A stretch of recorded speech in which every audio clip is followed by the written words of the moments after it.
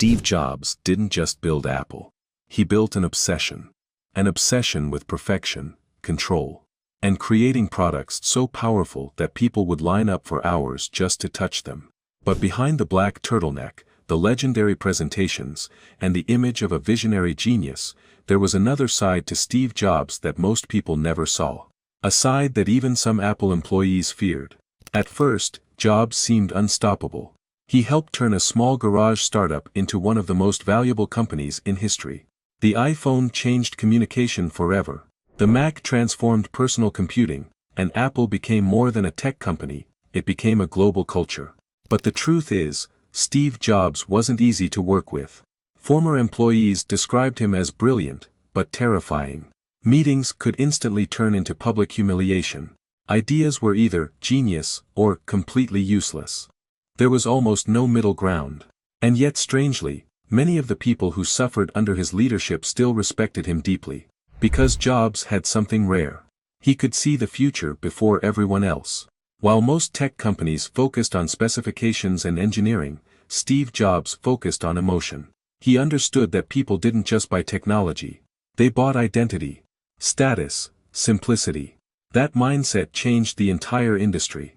But his obsession with perfection came at a cost. Inside Apple, stories about impossible deadlines and extreme pressure became legendary. Employees worked endless hours trying to satisfy standards that constantly moved higher. Some engineers said Jobs demanded things that seemed physically impossible. And sometimes, he got them anyway.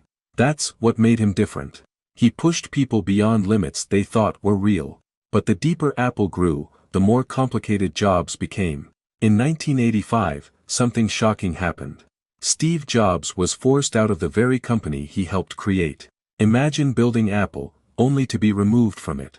For most people, that would have been the end. But for Steve Jobs, it became the beginning of something even bigger. After leaving Apple, he launched new projects, invested in Pixar, and quietly prepared for a comeback nobody expected. And while Apple struggled during the 1990s, Jobs waited. Then came the return. And that return changed technology forever. The iMac, the iPod, the iPhone, the iPad. One after another, Apple released products that completely transformed modern life. But behind the success, Jobs was fighting a battle almost nobody knew about. His health was declining. Even as Apple became stronger, Steve Jobs became weaker. And perhaps the strangest part of all, some former employees say his obsession with control became even more intense during those final years. Every product detail mattered. Every presentation mattered. Every decision mattered.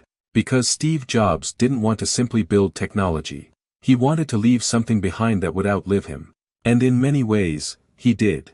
Today, billions of people use devices shaped directly by his vision. But even now, years after his death, one question still follows Apple. Was Steve Jobs a genius? Or was he simply willing to demand more than anyone else ever could? Maybe the real truth is both. Because the people who change the world are often the hardest people to understand.